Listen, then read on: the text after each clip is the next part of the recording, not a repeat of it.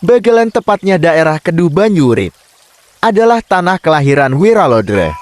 Tokoh Wiralodra itu sezaman dengan pemerintahan Mataram Islam pada era Sultan Agung tahun 1613 sampai tahun 1645. Banyurip merupakan nama sebuah desa yang saat ini berada di Kecamatan Banyurip, Kabupaten Purworejo, Jawa Tengah. Adapun Bagelen adalah nama sebuah desa yang berada di Kecamatan Bagelen, Kabupaten Purworejo. Sebelah barat Bagelen berbatasan dengan Kecamatan Banyurip. Sebelah timur Bagelen berbatasan dengan daerah istimewa Yogyakarta. Wilayah Yogyakarta dahulu sebagai pusat wilayah kerajaan Mataram Islam. Menurut Purbacaraka, nama Bagelen sendiri berasal dari kata Pagelen, yang merupakan perubahan dari kata Pagaluhan. Hal ini menandakan bahwa daerah tersebut dahulu bagian dari wilayah Kerajaan Galuh kuno. Tidak mengherankan bila garis nasab Wiralodra Juga terhubung ke Kerajaan Pajajaran atau Sunda Galuh. Tanah Bagelen terbagi menjadi dua bagian, yaitu wilayah Bagelen di sebelah barat Sungai Progo sampai timur Sungai Bogowonto yang disebut Tumbak Anyar. Wilayah barat Sungai Bogowonto sampai timur Sungai Donan Cilacap disebut Urut Sewu. Wilayah Tumbuk Anyar dan Urut Sewu itulah yang dinamakan Tanah Bagelen.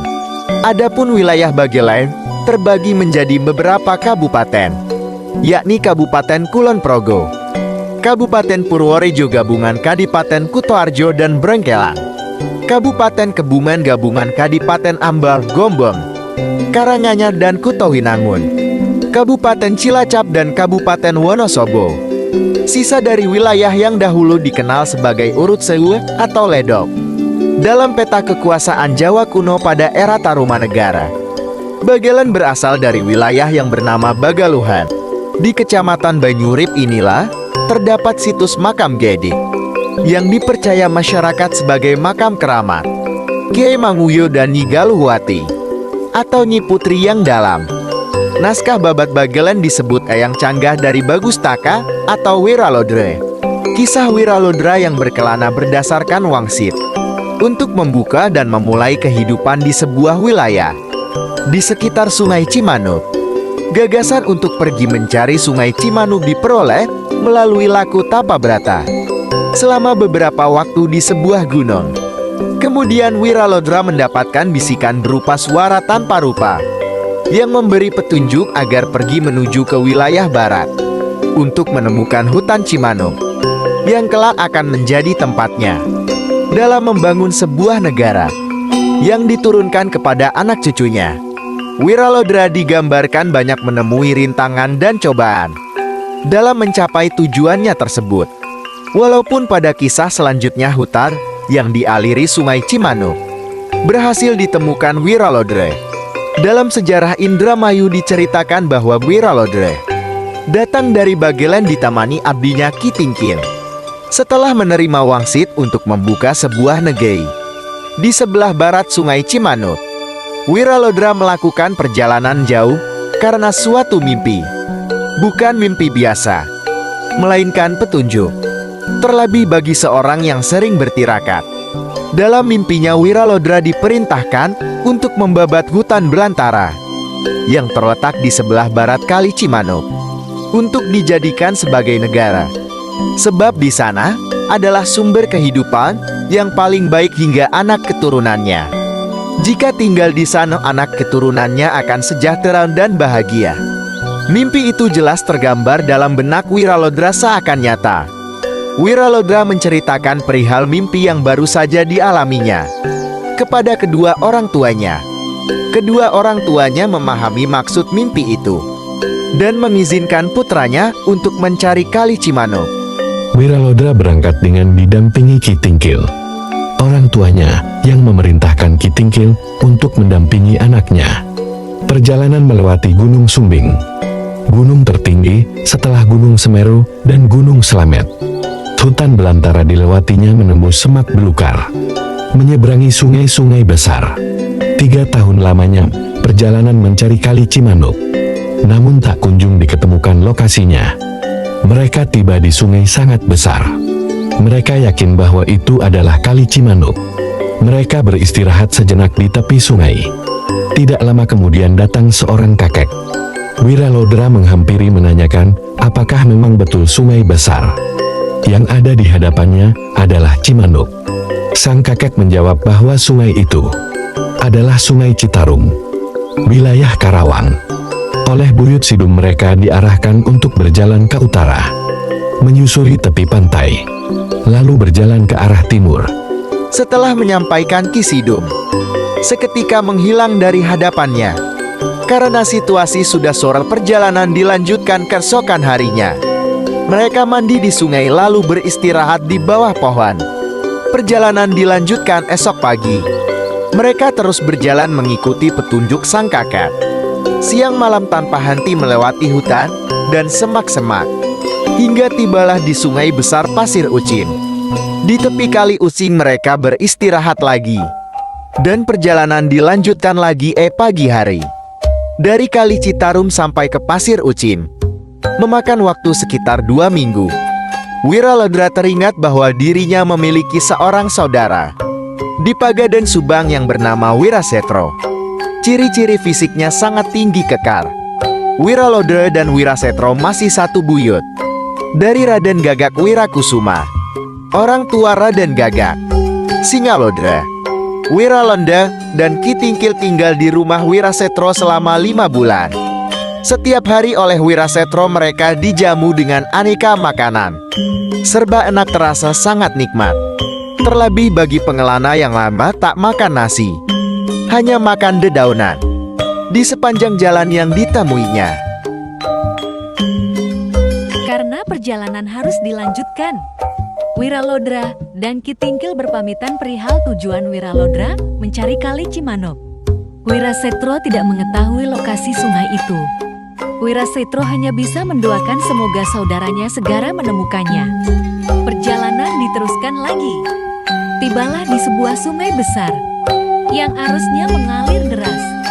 Wiralodra meyakini itu Kali Cimanuk. Namun Kitingkil belum yakin.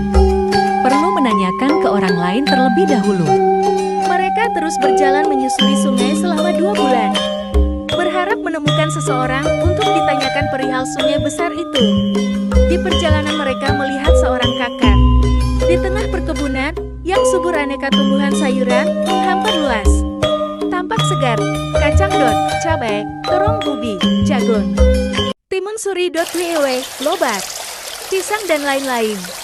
Di tepi sungai tidak jauh dari perkebunan terdiri sebuah gubuk yang berhiaskan bunga indah nan harum semerbak seruni melati. Seorang kakek duduk di depannya, asik membuat perangkap ikan dari bambu. Tidak lain dan tidak bukan kakek itu adalah Kisidum. Kisidum sejatinya orang yang sama dengan kakek yang ditemui di Kali Citarum. Namun Wiralodra dan Kitingkil tidak mengetahuinya. Tujuan kemunculan Kisidum sama dengan sebelumnya, ingin membantu, namun dengan cara yang berbeda. Ia tidak langsung membantunya, menguji terlebih dahulu. Apa yang tampak oleh Wiralodra dan Kitingkil adalah ciptaan Kisidum, bukan sungguhan. Wiralodra datang menghampiri menanyakan perihal Kali Cimanuk. Sang kakek tampak cuek, tidak memperdulikannya. Wiralodra justru dibentaknya, malahan dituduh mau mencuri pisang. Dengan tegas sang kakek itu melarang 2 orang itu menyentuh perkebunannya. Untuk anak cucu kakek sendiri, Wiralodra tidak terima. Emosinya tersulut. Kitingkil berusaha menenangkan namun gagal. Perkelahian pun tak terhindarkan, mereka berdua saling serang. Sang kakek berhasil didikap dibantingnya. Dan tiba-tiba sang kakek menghilang. Perkebunan pun turut menghilang, berubah menjadi semak belukar. Dengan suara tanpa rupa, pada akhirnya memberitahukan bahwa sungai besar yang ada dekat perkebunan itu adalah Kali Cipunegara Pamanukan. Wiralodra diperintahkan untuk segera menyeberangi sungai itu, berjalan terus ke arah timur. Wiralodra juga diperintahkan untuk mengikuti Kidang Emas jika menemukannya di jalan, karena binatang itulah yang akan membimbing jalan untuk sampai ke tujuan. Tanpa berpikir panjang, Wiralodra dan Kitinggil menyeberangi Kali Cipunegara. Mereka terus berjalan menyeberangi banyak sungai besar Kali Sewo hingga ke Sungai Eretan. Mereka semakin dekat dengan Kali Cimanuk. Banyak rintangan yang menghadang. Seekor macan besar tiba muncul di hadapannya. Wiralodra berhasil mengalahkannya dengan mudah. Macan besar menghilang. Muncul seekor ular besar, kali ini Kitinggil maju, mencoba melawannya. Ular pun dipukulnya, dan seketika menghilang. Muncul lagi seorang gadis cantik. Pengakuannya belum tersentuh oleh seorang lelaki pun. Masih perawan. Ia mengajak Wiralodra menikah, bahkan memaksanya. Namanya Nyi Rarawana. Wiralodra menolak karena terikat sumpahnya sendiri. Pantang menikah sebelum menemukan Kali Cimanuk dan mendirikan negara di sana. Nyi Rarawana terus merayu, Wiralodra tetap pada pendiriannya. Nyi Rarawana tidak terima. Maka terjadilah perkelahian hebat.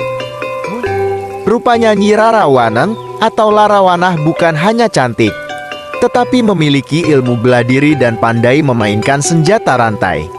Serangan Larawanah sangat serius, ingin membunuh dan menghancurkan Wiralodra. Wiralodra terus menghindar. Wiralodra menancapkan cakra, lalu melafalkan ajian. Nyi Larawanah menghilang seketika.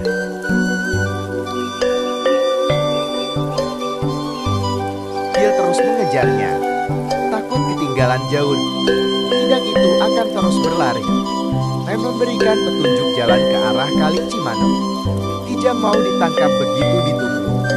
Kijang menghilang. Suasana berubah. Kali besar membentang di hadapannya. Kali Cimanuk. Wiralodra dan Kitinggil masih belum menyadarinya jika sungai besar itu Kali Cimanuk. Wiralodra mengetahui setelah ia tertidur kelelahan di bawah pohon kiara. Dalam mimpinya Wiralodra diberitahu oleh seseorang bahwa kali besar di sampingnya adalah Kali Cimanuk. Orang itu bahkan mengucapkan selamat karena Wiralodra berhasil menemukan sungai yang lama dicarinya dan menyampaikan kelak anak cucunya akan bahagia dan sejahtera. Pengalaman mimpinya diceritakan kepada Kitinggil. Kitinggil memahami maksud mimpi itu. Wiralodra berjalan menyisiri sungai. Selang beberapa langkah tampak tanah sedikit lapang. Atas permintaan Wiralodra, Kitinggil membersihkannya dan segera membangun buku untuk peristirahatan sementara. Wiralodra membacakan mantra pengusir binatang-binatang buas dan berbagai makhluk jahat yang tak kasat mata.